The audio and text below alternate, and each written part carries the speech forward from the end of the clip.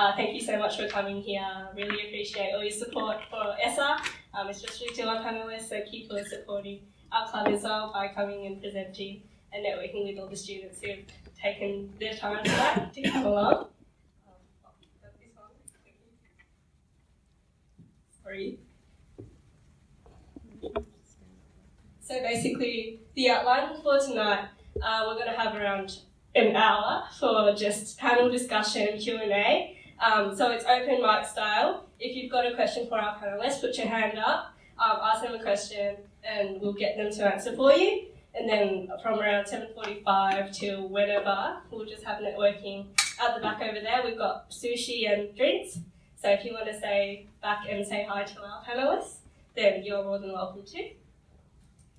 Just a quick marketing thing. If you are interested in more of our events, our budget viewing party is on the 2nd of April, so it's a Tuesday, like when the budget comes out. So if you're free, it's $5 for members, and it's right across from Caulfield campus, so really easy to get to. And so introducing our panellists tonight, we have Michelle Hall from Deloitte Access Economics. Hey.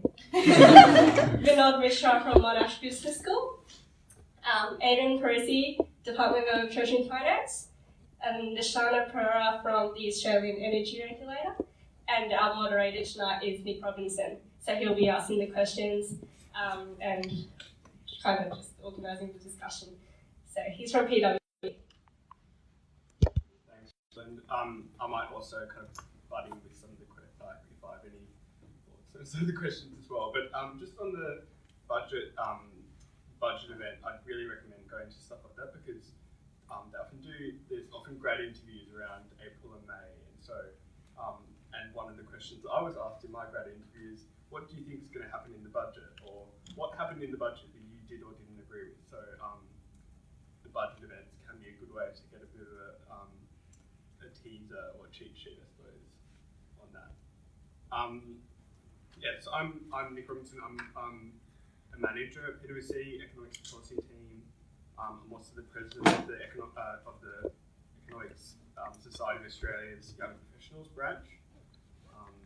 So that's kind of why I'm here. And I might just get everyone to do a bit of a more in-depth introduction of themselves. So, Vinod, do you want to start? That's fine. Hello, everyone. I'm Vinod Mishra. I'm the Director of Education in Department of Economics. I'm also an associate professor. I've been working in Monash for the last 11 years. I can see some familiar faces. Some of you have already taken my microeconomics class. I don't teach first year microeconomics anymore. I am the honors research coordinator, so that's another hat that I wear. In terms of what I do, I'm an applied economist. I pretty much do whatever I like. Having said that, I'm talking about research, so I basically love data. I love data analysis. I just like to see what I can find out by analyzing data, and that has been like in various fields of economics, starting from financial economics to labor economics, macroeconomics, law and economics. In the last couple of years, I have focused a lot on studying well-being. So the economics of well-being, how basically, your overall well-being is related to say things like say job satisfaction, or do the shocks to your well-being are permanent or temporary in nature. So these kind of research questions interest me a lot, and I have done a couple of papers on that in the last couple of years. I'm not going to more detail. I know talking about your research is extremely exciting for me, but probably quite boring for you to listen. Alright, hey guys, my name is Michelle Hall and I work for Deloitte Access Economics. I actually graduated from Monash University in 2017 with a Master of Business Economics degree. I have been involved in the ESSA committee actually. I was involved in the 2017 ESSA Caulfield Committee as a publications director. At the moment I work for Deloitte Access Economics. I primarily do economic advisory around natural resource management, so that's work for Parks Victoria, DELP, and what we do with our forests and our parks. I also advise agricultural firms in terms of for strategy and things like that. And I do a lot of environmental work for organisations like the EPA. Hi everyone, my name's Aiden Parisi. I graduated at Monash, Clayton in 2013 with a Bachelor of Economics. I currently work at the Department of Treasury and Finance in the Economics Division. I forecast the state of Victoria's GST revenue, so I will be waiting with bated breath for the budget that comes out next week, week after next. I also work with Nick on the ESSA Young Professionals committee as well. And I think that's really about it for me. Cool. Hi, I'm Nish, and it's a bit ambitious to say that I work at the Australian Energy Regulator because I only started this week. So before that I worked... Yeah, after a bit of it. And then I previously worked with Nick at PricewaterhouseCoopers in the economics and policy team. So I graduated from Melbourne Uni in 2012. I did economics and finance, and then did economics honours as well. And then I went into the ESSA actually, so I'm going back to my homeland. I did a lot of work in PwC in particular. I did a lot of work in education, and as well as kind of regulated infrastructure, which kind of makes sense because now I'm here in the energy regulator, doing a lot of things in their regulatory space with a bit of a focus on policy now. So yeah, that's my background. Yeah, so we thought the composition of the panel is such that we have one person from the Australian Public Service, that's Nish, one person from the Victorian Public Service, that's Aiden, two consultants, Michelle, and myself, and an academic.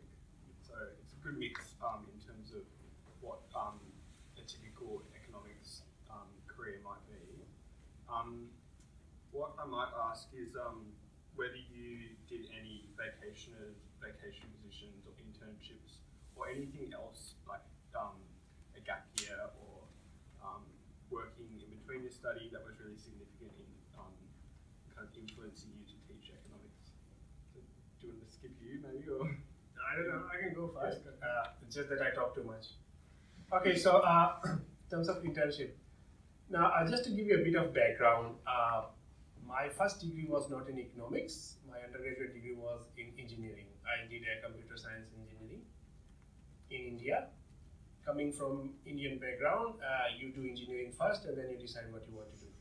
And that's what I did. I did an engineering degree. While I was doing my engineering degree, we have to have a summer internship. That was part of our coursework. So I couldn't get an internship in a proper IT firm. I got internship in an electrical manufacturing firm. As a programmer, I didn't know how they make all those alternators, motors, shifters, etc. So what they asked me to do is work with their HR. And HR, being HR, they were extremely sensitive about each and every system they had. They won't let me access anything. Asked me to photocopy, staple, and enter data. But when I was working there, because I was doing engineering in computer science, I suggested them what I'll do is that I'll make a program for you that will go through your employee database, and I just look whose birthday it is today and send an email to everyone except that person that it's excess birthday so that people can wish him. So that was a nifty thing that I liked. After doing my engineering, I actually moved to economics and did an MPhil degree in economics. Then I did a PhD degree in economics. Now, most of you would have tutors when you do coursework. These tutors are generally our honors, masters, or PhD students. So I did a lot of work in uni as tutor. Sometimes like up to 8 tutorials per day. And 8 tutorials of the same subject, which means I repeated the same set of questions and answers 8 times. So, I mean, it was a bit tiring, but financially very rewarding. And after first few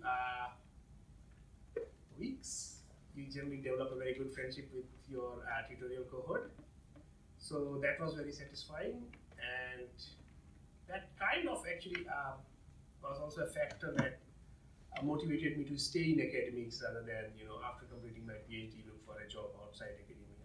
It's actually quite rewarding to teach. So, did any of the what was the experience that you had previously that made you study economics? Like you just said, oh yeah, then I did economics. Like what happened? Okay. No, Briefly. Okay, so just briefly. So here's the thing. As I said, engineering is the default option, coming from my cultural background. But within computer science, I was actually, you have to choose a specialization, especially in the 4th year.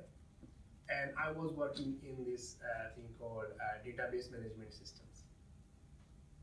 And I was trying to develop a specialization in database management system, but the way computer scientists look at data is very different from like the social scientists look at data. They are more interested in managing the data, handling the data, how quickly you can get the data. While I was doing all that, I just realized that data is a very powerful tool, and then you can do actually a lot more than just storing, managing inventory and HR. You can actually draw a lot of interesting things. But somehow higher studies in computer science did not provide an outlet for basically what I wanted to do with data. And so that's one of the key motivations why I thought maybe I'll just explore something else where the data has a different use, and that's economics.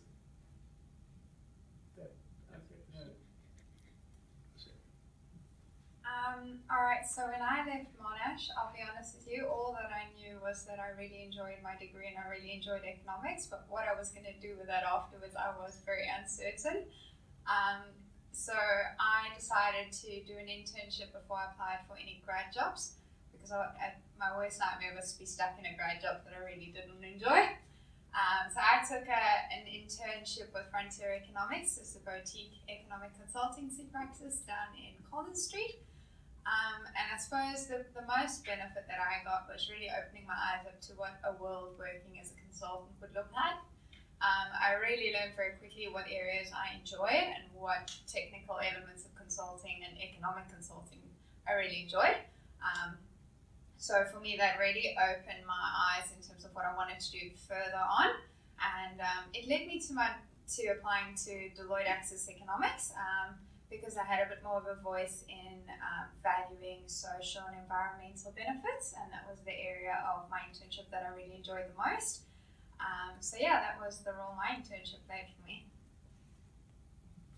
I think I might be a little bit in the same boat as Michelle. A little bit of a different path, but I finished my economics degree and I really enjoyed it, but I didn't know what I was going to do with it. So I just applied for a bunch of different grad programs. I didn't do an internship. I hadn't done an internship throughout my degree.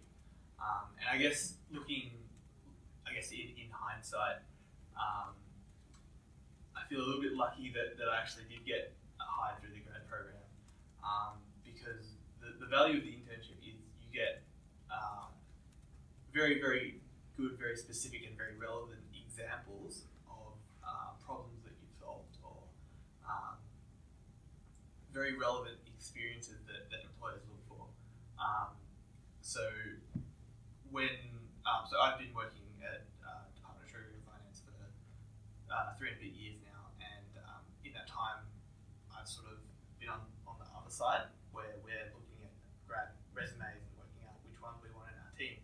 And the things that we look for are, first, one of the things we look through is your transcript. So we sort of like look through your subjects and the scores you got. But the other thing we look for is relevant or transferable experience.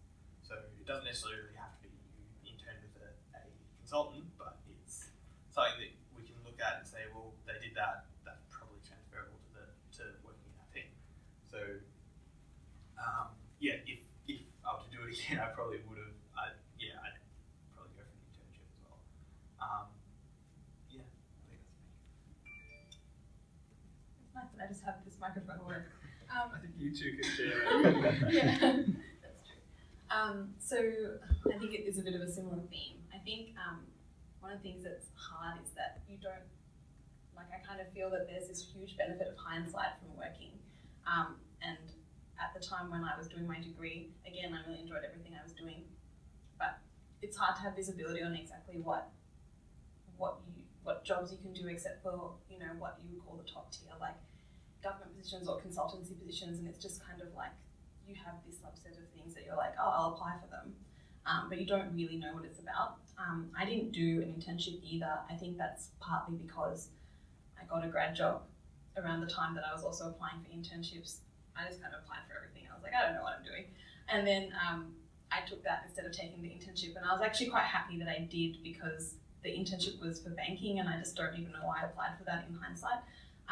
But as I was saying, I do think that people just apply for these kind of standard subset of things. And I think that's kind of okay, and I think either through talking to people you get a bit more of information, but I also think you learn a lot once you go into your first job as well. You can really move around. So I wouldn't stress out too much, but I do think that the job market is probably a little bit different now as well to when I was there. I think I was quite lucky to get through with the experience that I had. I think sometimes like internships do set you apart now, and a lot of more people are doing them, so I would recommend them, but I probably would also say it's important to balance like the fun that you have at uni, because yeah, you only get 4 weeks off a year when you're working, and you get 3 months when you're in uni. And Nish, I know you went on exchange. Did that play any role in doing economics? Or? Well, I did economics from the very beginning, so I think I guess, yeah, so I went into commerce and I didn't really know what I wanted to do within that field. But because you have to do microeconomics and microeconomics level 1, that was what kind of introduced me to economics and made me really love it and want to take it further. Finance was something I sort of liked, but I was just really good at it, so I just kept going with it. When I did exchange, I would really, really recommend doing that as well. I don't know if it really exposed me to anything like economics related, but I think it was a really valuable experience for all other stuff as well. So I think I'd kind of been in my bubble and my sheltered little space for a long time, and that kind of pushed me out of that, and in some ways so it built my confidence. I think it also can give, in the workplace there's a round set of skills, I guess, and I have focused for a long time on academia, whereas with exchange and with doing some other things, I guess it kind of rounds that out for you.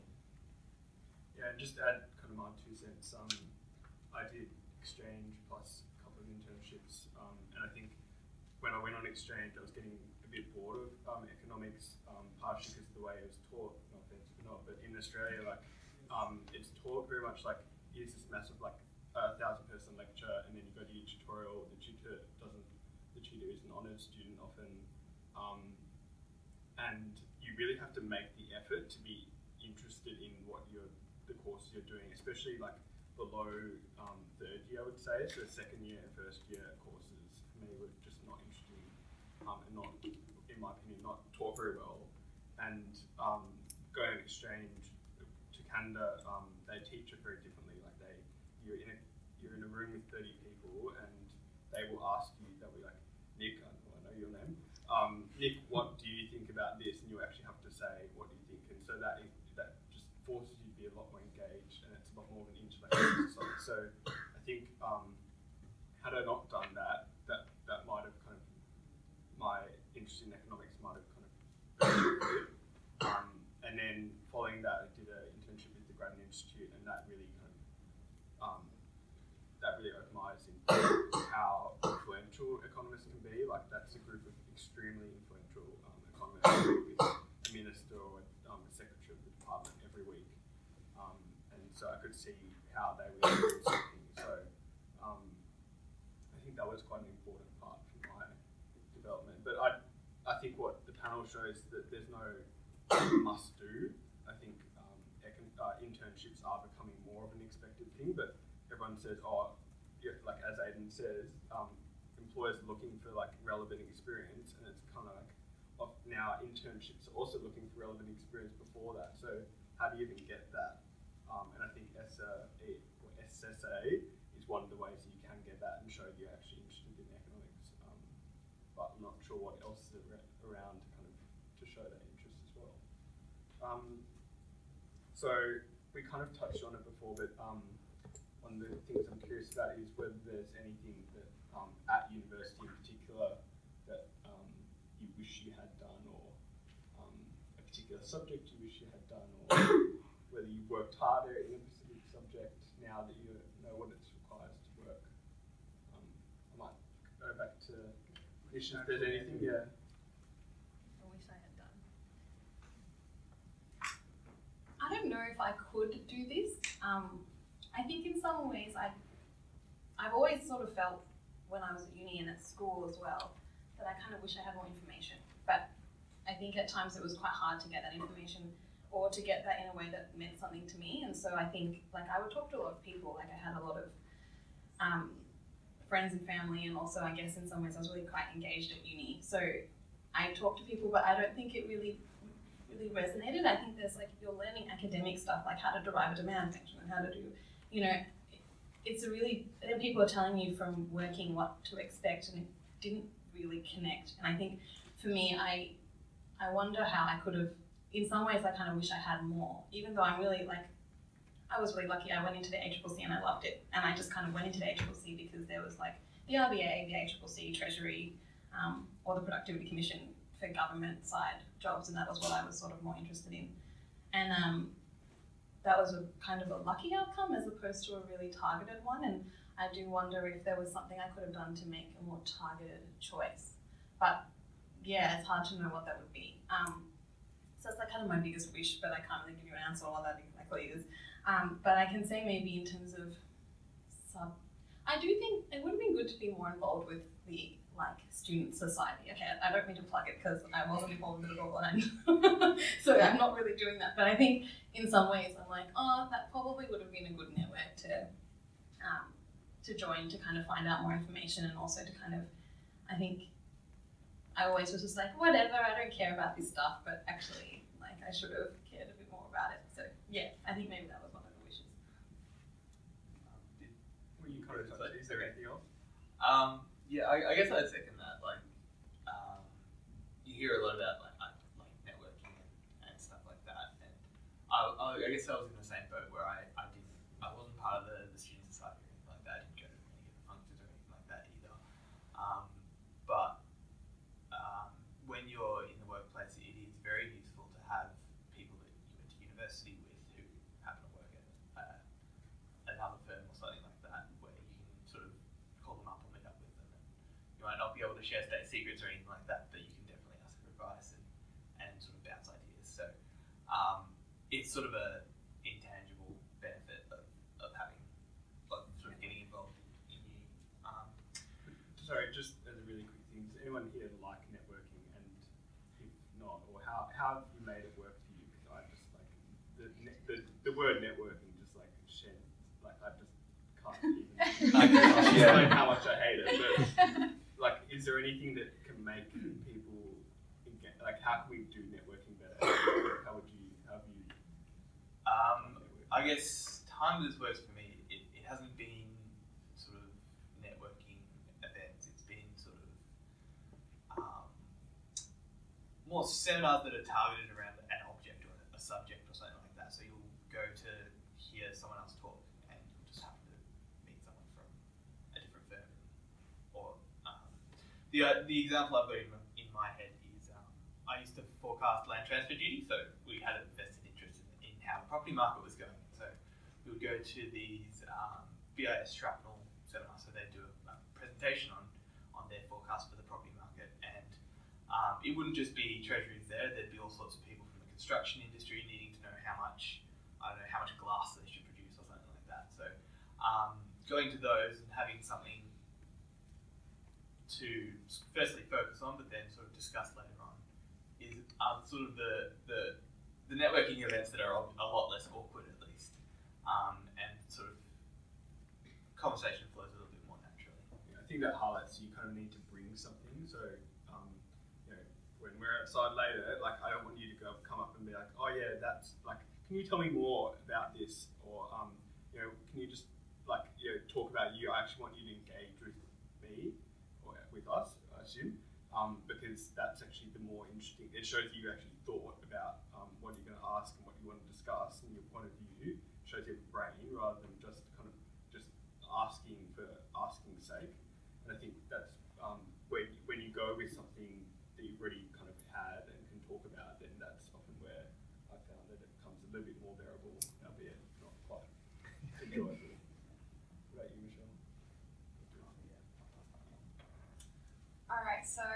Yeah, no surprise here. I am an introvert and networking is not my thing, to say it at the least. I suppose when I started at Deloitte, they told us that networking is a bit more than just attending events and meeting people. And they said to us it's about establishing a connection with a person, as you mentioned. And so I suppose that's the way that you can try and make networking a bit more fun, is just try and talk to one or two people that you've never spoken to before, establish a bit of a connection, find out what their interests are, and stay in contact with them. That's sort of the way that I think is the best way to approach networking, instead of trying to meet the entire room of people. Just try and meet somebody and try and establish a genuine connection with them, rather than try and make it forced and interview them and put them on the spot, because it just makes it very, very awkward later down the line. Just genuine connections. And just quickly, any kind of things you wish you'd done? So even though I work within economic advisory, I'm starting to learn that a lot of business background fuses into economics. And while a lot of our models and a lot of the concepts and a lot of the theories and the work that we do is grounded in economics, not all of our clients speak the same language we did, and it's not something I ever considered at university, because I surrounded myself with university graduates that understood economics like I did. So I suppose from that background, I kind of wish I'd taken a couple more broader business units, and just kept that in mind, because it does help you trying to communicate, say, an economic principle to an accountant, so that would be my takeaway and what I would have done slightly differently. Quick comments on networking and what you wish you'd done? Okay, with networking, again, I can't emphasize how important it is, especially when you are heading towards your higher studies. I realized that, from bachelor's to MPhil and from MPhil to PhD, as you go higher up the studies, it is impossible to actually manage everything on your own. You have to have a study group or a circle of friends with whom you jointly work on the projects or get some feedback on what you're doing, especially like doing MPhil, the mathematics gets really tough. In PhD, when you're doing some research project, or for that matter, honors or masters, you actually want to talk about your results, your analysis with somebody else, and not a professor or somebody, because you might think that they're going to judge you or give you extremely negative comments. So you want to talk to your peers, and that's where networking becomes very, very important. I don't see why basically you can't have something like that at undergraduate level. So I think you gel together better with those people with whom you basically share some common goals, some common interests. So if you're saying, people who are in the same unit as you are, probably put together a study group, have it get together for a cup of coffee, or discuss something that you have learned, or maybe allocate one person. I mean, I often did with my friends is that we just said, okay, this lecture is really tough. One person takes in charge of trying to impress everybody with their knowledge of that lecture, and we will just ask him questions until we all fully understood what he was talking. So that's one way to go. And I think one of the ways that I kind of met people during uni was just turning to them and be like, do you like that? I didn't really get what that lecturer was saying. Kind of a bit of a kind of joking face, I suppose. But and then just being like, did you get that? And I think, and then we kind of just struck up a conversation. So and I think people appreciate when you're kind of being honest about not getting it. They don't if you sit in a lecture, most people won't get something at some point throughout that lecture. So I think being kind of genuine about that can be a kind of good way to meet people. I'm conscious that we'll get on to Q&A soon, but one maybe in terms of something that these students can all do tomorrow to either become better economists, get a grad job, think more deeply about economics, get better grades. What are two really actionable things they could do tomorrow to improve themselves? I might start because I can give you a bit of time to think about about it. But I think what I've really realised is knowing, like, general knowledge is actually really useful, and it helps you understand the theory as well. So if you don't understand like some of the history of economics, like not massively in depth, but if you don't understand some of the history, you won't actually. If you do understand, it'll make it a lot easier to understand the theory and why the theory came about, and just also when you're in a job, having general knowledge is really important to be able to not have to go and research certain things and be able to just know things straight away.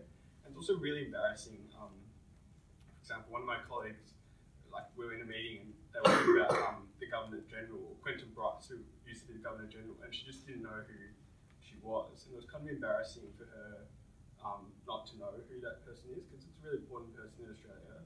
And so I'd really encourage you to be up to date with the news, read the paper if you can. I saw the paper in the library, so there's kind of no excuse really, but it will come and catch you if you're not kind of informed about the current affairs of the day. And the second is an interview, kind of interview tip, and that is just to speak in dot points. So all of us will want to go on and on and on, but if you can kind of think about what you're going to say in dot points, it just allows you to structure and be more concise in terms of what you're going to say and what you're going to get across. Maybe Mishra, do you want to start? I sort of disagree with one small thing on the networking thing, because I think there's like different types of networking, and sometimes there's friendship, and friendship is a thing, and that's great, and that's what develops a really great network for you. You're all going to get it as you all grow older, with your friends, and then they start doing stuff, and then you'll have someone who works somewhere that you might want to work later on. Then there's things where mentoring, and when you work, you might find someone who's senior, and then you want them to be your mentor, and that's also a genuine relationship. But then there's situations where you just want to know something from someone, and I don't think that has to be a genuine relationship. Like, it's hard to make genuine relationships with that many people. Then they start to become slightly more false just by nature. And also, it's also hard sometimes to strike up a genuine relationship with someone who's a lot more senior to you. Sometimes you just want information. In that case, if you go to events, like I used to go to a bunch of seminars and stuff with the Grant Institute and stuff, if you get people's names, you can just send them an email and ask them the questions. Or even situations like this, if you have specific target questions that you want to ask, or if you want to meet for a coffee or whatever that is, just to find that information, that's fine. And I think own that. You don't need to always be friends. I don't know if that sounds really rude, but yeah, I just think that's a bit unrealistic at times. So that's outside of that. In terms of advice, I don't know. I guess, I don't know what it's like at the moment, but I think it can be pretty like soul destroying doing the whole grad job application thing. And I kind of think hang in there for that one. So getting the first job is the hardest thing. And once you've got that first job, so many more things will become aware. That it's like sometimes things you can't know until you do it. And then you'll find it's a lot easier to transfer jobs. It's a lot easier to move around in a job to different positions and different teams. And I think it's once you've got job experience under your belt like that, it makes things a lot easier, and you can relax a little bit, and you can start to actually enjoy things rather than trying to tick all the boxes of the things that you need to tick to get your first job. So I kind of think, hang in there, and it gets a bit better. And also, I think don't be like too quick to judge something as well. I think I didn't know much about, like, there's so many things that I've gone into that I didn't know I would like. So like when I went into the ACCC, my first grad rotation was at the Australian Energy Regulator, and I was like, man, this sucks. Like, I want to go into mergers, I want to go into the economics, like the technical economics unit, and I'm like, why do I have to go to the AR? I didn't even really know what it was, but then when I went into it, I really, really loved it. Like, the work that we did was super interesting. It was all about market failure. It had a really strong economic framework and basis, and then I got to do a lot of mixture between econometrics and finance, and I didn't expect that I would like it that much. So I think that's another thing that I would say. This isn't really very good, like actionable things that you can do tomorrow. Maybe if I want to leave with an actionable thing,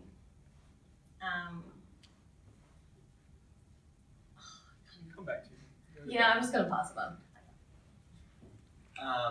Okay, so first I'll just echo what Nick and Nish have said. So right now at uni and throughout your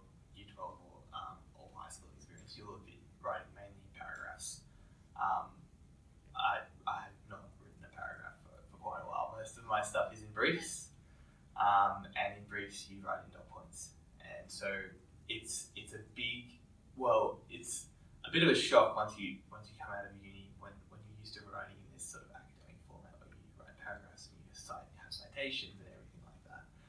And then you get into wherever you start employment, and all they want is information communicated efficiently. And so getting to that point is something you can sort of, well, keep in the back of your mind now, because you do still need to write in academic language for the rest of your university degree. But unless Vinod decides to come with the times and an agent writing dot points. I do know someone in my team actually wrote his thesis in the EPU's program, so it's not entirely necessary. But I think one of the things that I said to one of the grads who was coming through our team was, in public service, there's no such thing as plagiarism, because Be careful what we say. yeah, this does not represent the view of the Department of Government. But in academia, whenever you say something, nothing can be your opinion. Everything has to be backed up by citations. In the public service, if you see a good piece of information and it's relevant to what information you need to communicate, use it. And if you need to mention the source. But there's no sort of hesitation towards using other people's information. In fact, it's encouraged that you sort of stand on the shoulders of giants, right? You use the work that other people have done to make your job easier. The other thing that Nick mentioned was keep on top of the news. It's important in all our positions, I think, because a lot of what we do ends up sort of hitting the news. I know our budget forecasts that are going to get published in May, they run for a couple of news cycles at least. So it's worth definitely keeping on top of that, and not just that, but a lot of what happens in the news, especially the macroeconomics, which I'm in, does end up affecting us, and we have to have an opinion on that. We have to say, well, we think this is going to happen because this happened in the news, or things like that. I guess what I've said so far is not 100% actionable, but I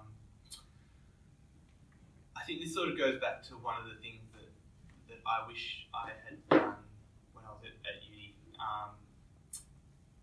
So some of the most useful subjects that I did were at the time it was like ETC 1010 or something like that, business modelling. And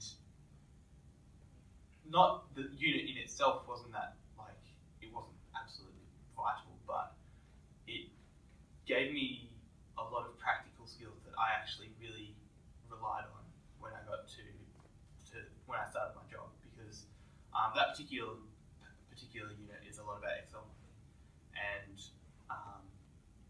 a lot of what you do as an economist starts in Excel, right? You'll move to a program, a software suite, or Stata or EPUs or something like that. But a lot of what you do, a lot of your sort of quick and dirty calculations are going to be on Excel, and learning to use that efficiently was a really, really useful tool. And so I think that's a specific example, but broader than that, a lot of your uni work will focus on theory, but make sure that there's something practical that you're sort of building a skill at the same time, whether it's a programming language or learning to work in Microsoft Excel or anything like that. So I'm going to echo what the panelists got to say. Learning to use Excel is an incredibly powerful tool, especially for your first job.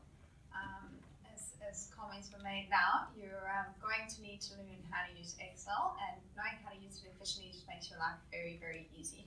So being able to take any sort of practical data analysis unit where you learn how to use Excel, fantastic. I highly, highly recommend it, because as in saying, those skills are transferable into the workplace.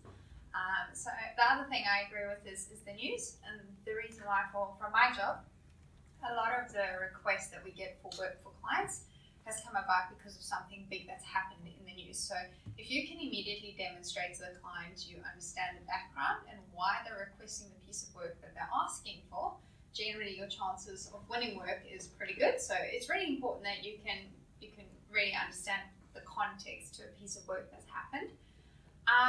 The other thing that I say has had a big influence on shaping me is being involved in committees like ESSA. It teaches you how to be organized, how to organize events, to communicate with professionals. And these tiny skills all add up when you get to the workplace. So I'd highly recommend getting involved with committees like that. It really does teach you very practical skills that somewhere along the line in the workplace you will need to know. Okay, two things. And I won't say do it tomorrow, but start doing it from tomorrow. So the first thing I would say is that, at least I wish I would have done that. Number one is that invested more of my energy into gaining quantitative and computer skills. So I have seen that by teaching economics that there is a big aversion from avoiding the mathematical content. And I think sooner or later you have to invest in mathematics. Economics is a highly mathematical field. If you plan to work in this field, try to gather as much mathematical knowledge as you can. That will help you shape your problems in a more refined way and come up with better results. And learn computer skills. We are in a point of time where basically there is a lot of free resources available on the internet. You don't need somebody to teach you any of the computer skills or quantitative skills. There's heaps of material out there. There's heaps of free software out there. In fact, things like R and Python, they are not only used in academics, they are used in industry, they are used everywhere, and they are 100% free. There are heaps of courses on things like Coursera that teach you programming, using them. So there's not really an excuse other than your time. So I wish when I was in uni, I had actually invested a little bit more on these things. And at this stage of my profession, I mean, they are like one of the limiting factors. Because I don't have time to basically train myself. I have other commitments. Right now, you have time to train yourself for all these things. The second thing that I would say is that invest, if possible. Actually, you do have time. When I was a uni kid, I wasted a lot of time playing computer games. Large amount of time. I stayed up all night just to play that Age of Empires or something. I don't remember its name, but I was obsessed with it. Here's the thing. Spend some time in doing some general reading. There is always a tendency to read only the textbook, the only thing that's relevant for your grades and marks. But even in the economics profession, there is a lot of things that you can read for fun. That will actually widen your horizon of knowledge, and then will provide you a better context for looking at economic problems. So things like Economist magazine, books like say Freakonomics or Capital in 21st Century. They are fun to read. If you start reading, they're fun to read, and don't always have this tunnel vision of only reading the things that are relevant for your grades, marks, etc., right? So for example, I mean, when I teach in my class, I sometimes mention, this is an interesting thing to look at. Then people ask, is it going to be in the exam? It doesn't matter. If it's interesting, it's interesting. You got to see if it's interesting. So the thing is that I don't even remember my undergrad, master's, or for that matter, marks in my PhD coursework units. But I remember a lot of things that I read, which are basically part of general reading. So at this stage, you have time, and if you develop an interest, I think you'll actually see a lot of benefits down the track. No, that was great. Thank you. Or Nishana, do you have anything you On my say? thing? I sort of do. I think the only thing I would say is when you're doing all your, I don't know what year everyone is at in economics, but when you're doing your intense mathematical calculus and linear algebra, also remember the concepts. I think one of the most useful things I found for economics throughout PwC and ACCC has been using the frame, the way of thinking and the way of problem solving and the way of applying that, demand and supply, or is it a market failure, or what kind of market helps you approach a problem and it helps you frame that problem. And I think if you just kind of, sometimes all you have to do is read Micro 101 and then you'll kind of have that basic concept set. And it's really useful taking you through work stuff and also answering interview questions as well. Cool. And I'm just going to use the moderator's privilege to just reflect what Aiden said about writing well. Like we, again, using a work example, we kind of were looking for people to do a project today, and we had to cross people off the list because we knew that they weren't that great at writing. And that's not good for your career. And so you really need to, if you're not sure about your writing skills, the university has like people that can teach you that, and then you just need to develop it yourself. You need to really practice it. It's a really important skill to write well. English Connect here. If you search for that, and actually reading stuff like The Economist, which is incredibly well written, will teach you how to write well anyway, because you'll kind of absorb it by osmosis. And the second one is just on Vinod's point around doing more stuff. I found that if I did more, like when I got a part-time job, I suddenly became a lot more productive with my time because I had a lot less time. And I think filling up I've sat where you have sat and been like, oh yeah, I don't really have time to do that. I'm tired tonight. And sleep is a really important thing, don't get me wrong, that's how you remember things, but apart from that, fill up your time. It's the only time you have to like do all the stuff you want to do and discover other stuff apart from that. The only time? Well, yeah. You're all dying tomorrow, everyone. We all have busy weekday lives. It doesn't end there. Just as Nish kind of touched on it briefly, but it'd be really good for us to know how many people are in second year, raise your hand, and third year, and any honours or masters. Yeah. Cool. I hope I didn't scare you with the mathematics. That comes in third year. So. And just a few quick things before you go into the Q&A. We have there's not people from banking or kind of business here. And I think that's partially because, like, in our jobs, we do economics kind of day to day. In banking and business, you kind of do it more. It's like a skill set rather than this for most of it, rather than kind of like, they wouldn't call themselves economists. Maybe they would like they're going to be an analyst or something, but they still do economics, and we haven't really touched on that here. But that's another really important part of economics as a career. And that's it. Okay. Might do a Q&A. You can keep your questions quite short, and maybe direct them to a certain person if you'd like, or to the whole panel, and maybe say who you are as well. Does anyone have? Yeah. Okay.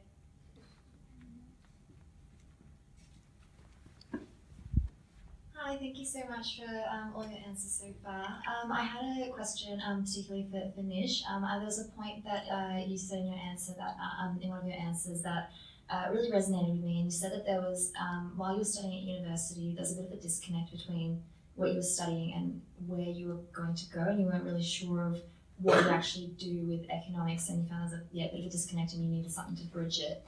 I wanted to ask, when you started working, and this goes for everyone, when you first started in your first bit of work experience in economics, how did you were you thrown into the deep end? What did you have to do? What kind of skills were you relying on? And how do you use your university knowledge in your jobs? But also, in addition to that, if you would be able to provide maybe a concrete example of a project you might be working on right now, just so that I and maybe anyone else who might be interested would have kind of a realistic understanding of what you're doing as opposed to what you're doing, if that makes sense. Okay, so I think 100% you're right, and I think there are, in terms of sort of starting work, there's definitely an ease into it, especially in grad programs. So at ACCC we did 3 rotations through different areas of ACCC, and you have a supervisor that works with you fairly closely. I think your skills at uni really do help you. It depends what kind of uni student you are a little bit, but your ability to manage your own workflow, that discipline, really helps you out in work. So basically you get a task and then you figure out your own way of managing that task, because no one's really you have to manage your own workflow basically, which is what you do at uni anyway. It's not like school. The other thing I think is, this is a bit less so this is a good thing. One of my managers, like I was working with her on this project and she told me when I was working with a vacationer, I don't know how true this is by the way, but I think it has a point. So she's like, uni students are really good at responding to a task. At work, sometimes you have to scope a task. So responding to a task means like you get your essay question or you get your assignments and you do your assignment questions. At work, it's a lot more, you might have to ask more questions. So it's always really useful, I think, to like play back your task to your supervisor or manager, say, you know, my understanding is that you want me to do this thing, look at these 3 key questions. Say if you're doing like a background research chapter for some paper, and then how much time you want to know, like when the deadline is, you kind of want to scope it out a bit, like what kind of areas do you want me to look into? Like, just especially when you're a junior, it's really good to take the initiative and ask those questions. And I also think some of the skills that you don't get in uni is like, you can iterate more at work. So you can show your supervisor something when it's half done, so it's outlined. You can kind of do that with your tutor as well maybe, but often you submit your assignment and then that's that and you get graded. So I think the main skill that I brought with me was at a broader level than just economic skill, is ability to manage your own workflow and that discipline.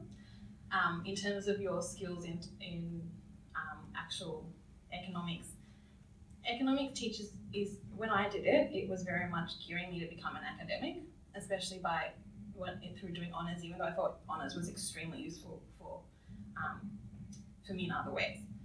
So I think it's useful to take the frame of what you're doing, or if you're in a really technical area, it does help.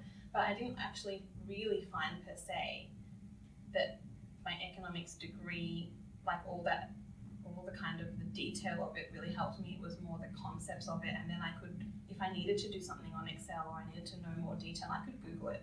So I didn't necessarily, like obviously it helped me remember it, but yeah, so I don't know, they're the main things. Does anyone else want to, because I could do the project. Why don't you do everyone do one sentence, like a really short 1 sentence description of the project you're doing. Okay. More about short answers.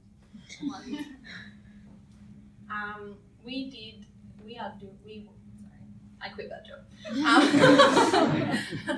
When I was, it's too hard for me to talk about AR right now, but with PwC we're doing an evaluation of a government program, which means you have to one of the things we had to do was analyse the impact of this program on different stakeholder people, and you do a lot of desktop research, but then you have other data collection methods. You can do interviews and surveys and things, and basically you just analyse that stuff and you form conclusions and then you write a report. So that's sort of what happens. So in my area, it's not quite project, but sort of day-to-day work. At the moment for me, because it's budget, it's forecasting mode for us. So one of the things I'll probably be doing tomorrow is it's sort of a what-if scenario. So we forecast GST revenue for Victoria, and that's sort of based on how much GST revenue comes in at the national level, and we get data on that every month. And basically, what we'll probably have to do tomorrow is, what if GST collections are X amount in this month? What will that mean for the rest of the financial year, right? So because we have sort of econometric models that we use to forecast GST pool, and they sort of rely on these data inputs, this constant feed of data, and so we'll be doing sort of what if analysis. What if it's this number? What if it's this number? What if it's this number? Sort of high, medium, low scenarios, and what will that mean for GST revenue this year, next year, and the following years? So we'll have to run that model 3 times, get outputs, present them, and sort of like display them as a list, and sort of communicate that afterwards. So I work on a significant variety of work. So I'm going to give you an example of each of the kind of projects that I do. So at the moment I'm working with a biosecurity regulator in South Australia called Fine Health, and we are redesigning their levies so that they accurately reflect vineyard risks of growers. So that's one kind of work. I've also been involved in a project where we have reviewed the cost and the impact of new environmental regulations for Victoria. Victoria, so that's for the EPA. And I've written a business case, which is essentially a piece of paper that is asking for funding for Parks Victoria to improve their business. So, yeah. Okay, really quick summary of I'll just mention the title. So a couple of years back, I looked at whether or not India's cricket team's performance in one-day cricket internationals has any measurable impact on India's stock market. You got to read the paper. Any other questions?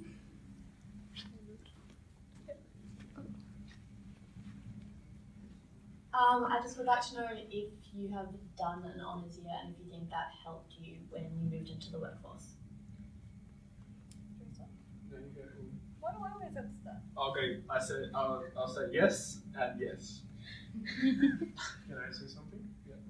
Oh, actually, I'll be the last one for a strategic reason. So I didn't do an honours course, but I did a Master of Business Economics, and I'm really, really grateful for it. It does help. I'm a no. I went up to bachelor's.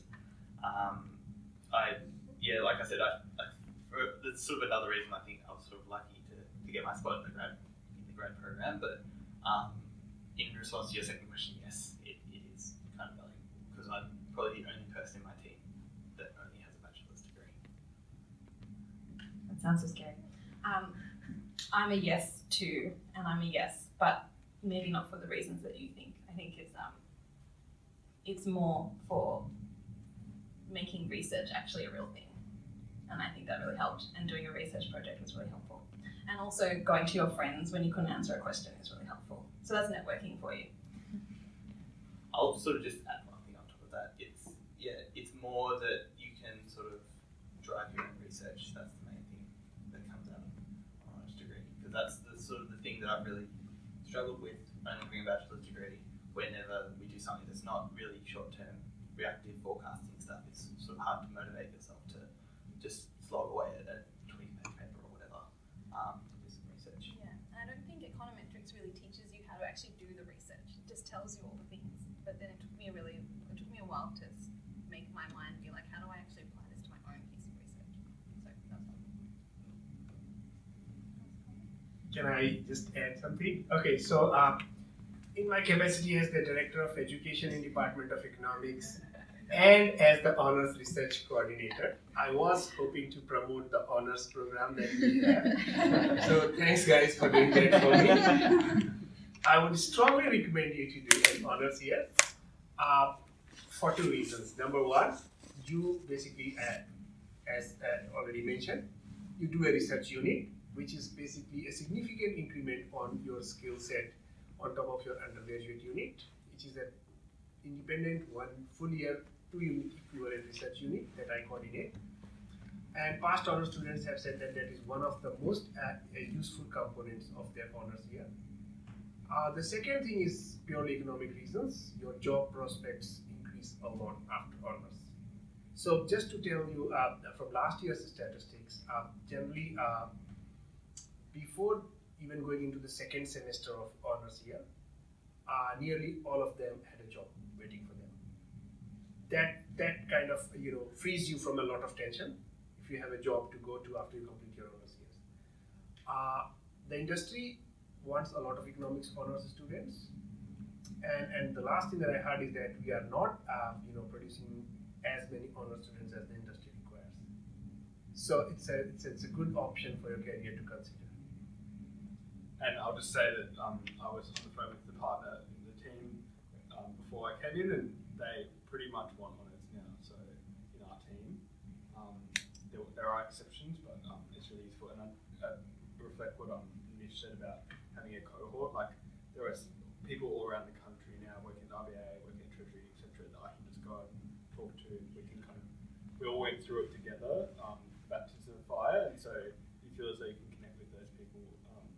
And then the research project is really important, and it was my favourite part of honours because you're actually treated like an adult in honours, which I didn't find in my undergrad, but that might be a Melbourne problem. Any other questions? Yeah, Okay, we'll do one more question before you can go outside.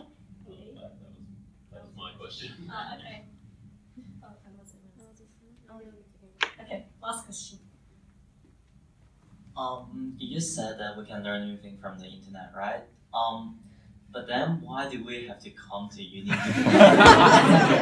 that, what benefit is the uni gave us? I might start off just by saying, like, you know, you don't, in the honours year, you don't meet people online, you meet people, like, you work together in person. So I think the collaboration with your friends and your colleagues, like, will teach you how to, how to do stuff. Like, I think the subjects that I did best in were where I was, like, learning from my peers in honours. So that's one benefit.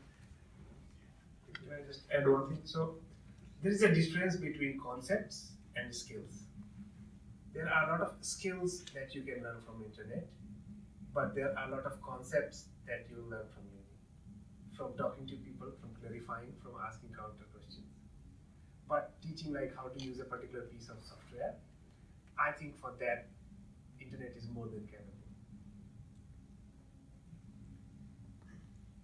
I suppose from my perspective, working in the environment that I do, everything is done as a team. And it's a crucial skill that you learn at university.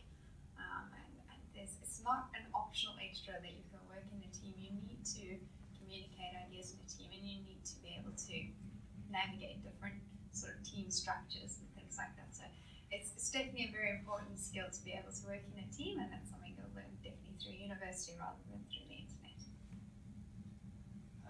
I'll echo everything that's already been said. I guess my response to it would be you don't know what you don't know, basically.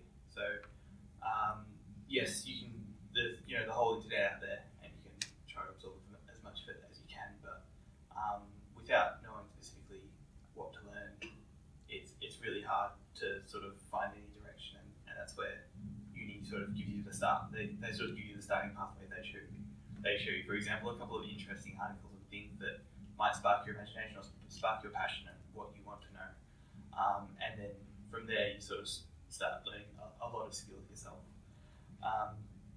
The other part, and I think it sort of builds on what Michelle was saying, you can absorb all the information you want, but it's only going to be of value if you can communicate it effectively. And I think that's another area where university sort of develops your skills in being able to prove that you've learned something by being able to, well, I want to say communicate it back in plain English, but that's not necessarily the case with a lot of academic language, but that's sort of where you want to be able to get to, right, where you can communicate what you've learned.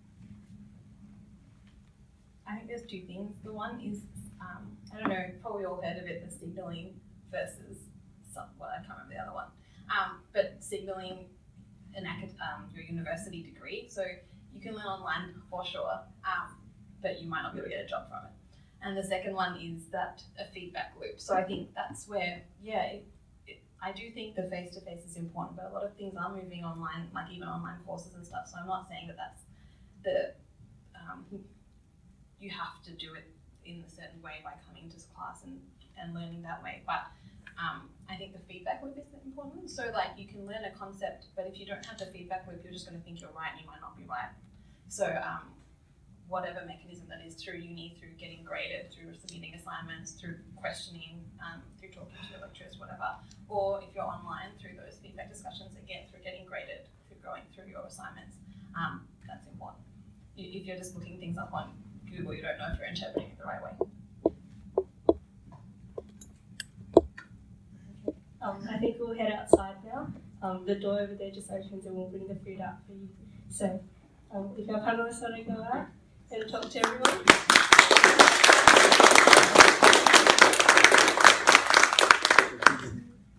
But we do have this for you. So, yeah.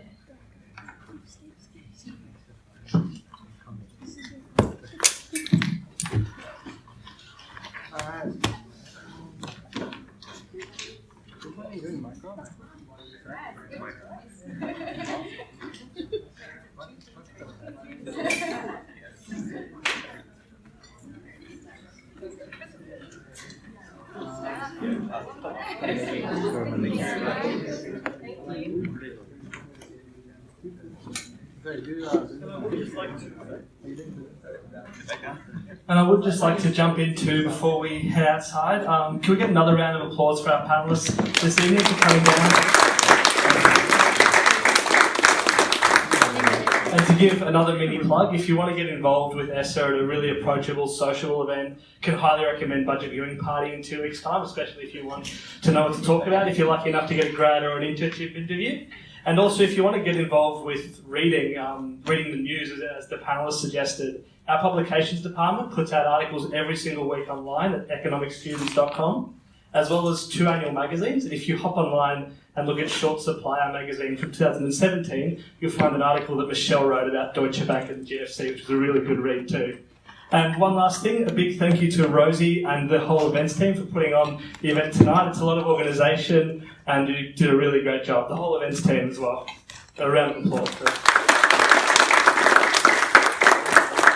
Thank you very much. Cool. I'll just also add, if you are interested in reading the economics articles, we also post them on our Facebook page. So if you haven't liked us yet, ESSA Monash Clayton, do it now.